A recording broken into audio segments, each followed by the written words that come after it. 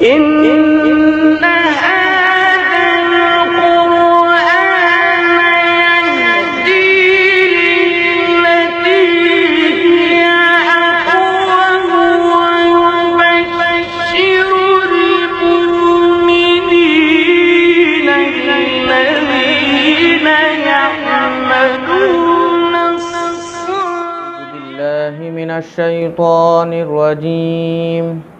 بسم الله الرحمن الرحيم.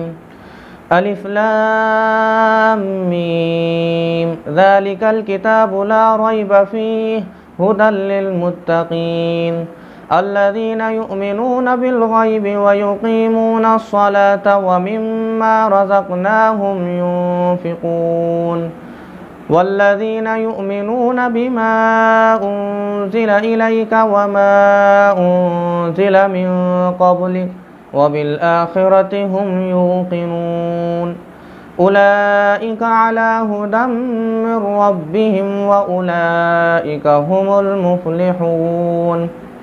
سورۃ البقرہ آیت نمبر 1 سے لے کر 5 تک. ترجمہ: الف لام میم یہ حروف مقطعات میں سے ہے اور اس جیسے جتنے بھی حروف ہیں ہا میم کاف ہا یا عین صاد جتنے بھی ہیں جو بعض صورتوں کے شروع میں آئی ہیں پورے صورتوں کے شروع میں نہیں ہے بلکہ بہت ساری صورتوں کے شروع میں یہ حروف نہیں ہیں. تو جن صورتوں کے شروع میں حروف مقطعات آئے ہیں وہاں پر مفسرین نے کہا ہے کہ اس کا مطلب اللہ کے رسول نے نہیں بتلایا ہے، کسی حدیث سے ثابت نہیں ہے کہ حضور پاک صلی اللہ علیہ وسلم نے یہاں پر اس کا مطلب یہ بتایا ہے، بلکہ مفسرین نے کہا ہے کہ اس کا مطلب اللہ اس کے رسول زیادہ جانتے ہیں، اس لیے صرف ہم کو اس بات پر ایمان لانا ہے کہ یہ قرآن کی آیت ہے، باقی مطلب اللہ اس کے رسول پر چھوڑ دینا ہے کہ کبھی نہ کبھی اللہ اگر مناسب سمجھیں گے، رسول اللہ صلی اللہ علیہ وسلم مناسب سمجھیں گے، مرنے کے بعد میدان محشر میں بتانا چاہیں گے تو اس وقت ہم سن لیں گے، اگر نہیں بتانا ہے تو اللہ اس کے رسول زیادہ جانتے ہیں کہ اس کی حقیقت مطلب اور راز کیا ہے. باقی علماء کرام اگر اس کی تحقیق جاننا چاہتے ہیں کہ صحابہ نے ان حروف کے بارے میں کیا کہا ہے، تابعین نے، مفسرین نے، بڑے اکابرین نے کیا کہا ہے، تو آپ تفسیر مظہری کے اندر بڑے اچھے انداز میں رجوع کر سکتے ہیں. وہاں پر تمام اشکالات کے جوابات دیے گئے ہیں اور جو اس کا مطلب نکالنے کی کوششیں کی گئی ہیں اس کے بھی جوابات وہاں پر دیے گئے ہیں، آپ وہاں پر جا کر دیکھ سکتے ہیں. ذالک الکتاب لا ریب فیہ یہ وہ کتاب ہے جس میں ذرہ برابر بھی شک نہیں ہے. ہدی للمتقین متقیوں کے لیے ہدایت ہے. ترجمے کے ساتھ میں مطلب بھی بتا دیتا ہوں کہ یہ کتاب سے مراد قرآن مجید ہے. اگر اللہ تعالیٰ یہ آیت نہیں اتارتے تب بھی ہمیں اتنا یقین ہے کہ قرآن مجید کی کوئی آیت غلط نہیں ہے اور اس کے اندر شک شبے کی بات نہیں ہے. ہمارا ایمان اس بات پر ہے، لیکن اللہ تعالیٰ نے کہا ہے کہ اس کے اندر ذرہ برابر بھی شک نہیں، تو یہ مزید تاکید ہے ہمارے ایمان کے لیے. ہدی للمتقین متقیوں کے لیے ہدایت ہے، رہنما ہے یہ کتاب. متقی کسے کہتے ہیں؟ جو اللہ سے ڈرنے والے ہیں. اور اللہ سے ڈرنے والوں کی کیا کیا علامتیں ہوتی ہیں اگلی 2 آیتوں میں دیکھیے. الذین یؤمنون بالغیب وہ لوگ جو غیب پر ایمان لائے، یہ متقی کی علامت ہے. غیب پر ایمان لانا یعنی جن چیزوں کو، جن باتوں کو ہم نے نہیں دیکھا، نہیں سنا یا ہمارے ذہن پر اس کا تصور آیا، یعنی ہمارے اعضاء سے اس کا احساس نہیں ہوتا ہے دنیا میں رہتے ہوئے، اور ہماری آنکھ سے دور ہے، ذہن سے دور ہے، کان سے، زبان سے، ہر چیز سے وہ چیز دور ہے، اس کے باوجود ہم نے کسی بھروسے والے، اعتماد والے شخص پر یقین کرتے ہوئے، اس کی بات پر یقین کرتے ہوئے اس کی بات کو اپنے دل میں اتارا، इस बात का नाम है गैब की बात पर ईमान लाना।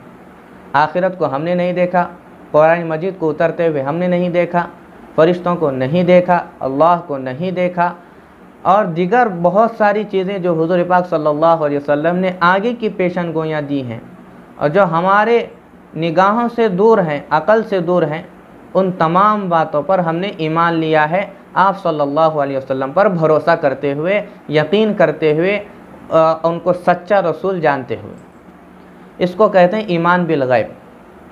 और ईमान वाले की दूसरी अलामत क्या है?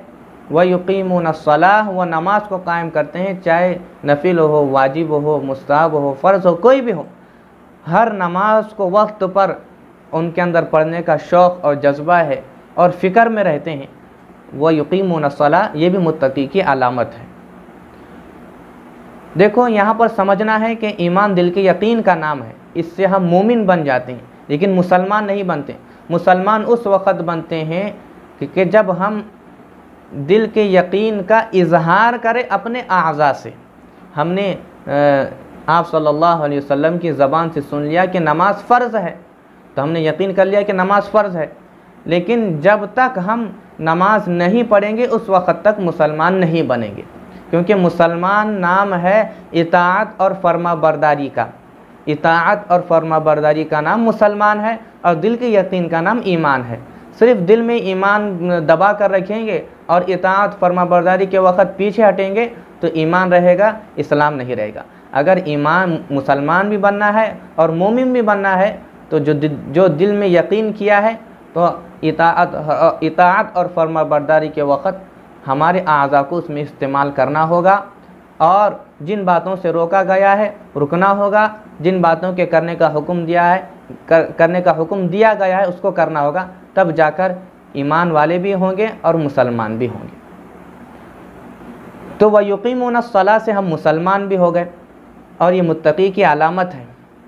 व मिम्मा रज़क़नाहुम युनफ़िक़ून, तीसरी अलामत क्या है कि जो कुछ अल्लाह ने उनको दिया है उनमें उस चीज़ों में से वो अल्लाह के रास्ते में ख़र्च करते हैं। यहाँ पर ख़र्च करने से मुराद सिर्फ़ नेक कामों में ख़र्च करना मुराद है, फजूल खर्ची नहीं और दीगर गुनाहों के कामों में ख़र्च करना नहीं, बल्कि नेक कामों में ख़र्च करते हैं। ये मुत्तक़ीन की अलामत है। मज़ीद तफसील के लिए आगे आयत है वल्लज़ीना युमिनूना बिमा उनज़िला इलैक, जो कुछ कुरान मजीद आप सल्लल्लाहु अलैहि वसल्लम पर उतरा है उस पर ईमान लाते हैं, और जो पिछले नबियों पर उतरा है कलाम उस पर भी ईमान लाते हैं। ये भी मुत्तक़ियों की अलामत है। लेकिन यहाँ पर समझना चाहिए और ये बात जानना ज़रूरी है कि हम कुरान मजीद पर ईमान लाते हैं और पिछली किताबों पर भी ईमान लाते हैं, लेकिन अमल सिर्फ कुरान मजीद के ऊपर करना है, क्योंकि कुरान मजीद आने के बाद दूसरी किताबों के अहकाम मनसूख हो जाते हैं। इसलिए अब नई शरीयत और नई किताब आ गई है तो पिछली शरीयत मनसूख हो जाती है, क्योंकि नए नबी आने के बाद दूसरे पिछले नबी की नबूवत शरीयत ख़त्म हो जाती है। तो हम सिर्फ़ उस पर ईमान लाएंगे, अमल सिर्फ कुरान मजीद के ऊपर करेंगे। और एक अलामत यह है कि वबिल आखिरति हुम युक़िनून, आखिरत के दिन पर यकीन रखने वाले हैं। ये भी मुत्तक़ी की अलामत है।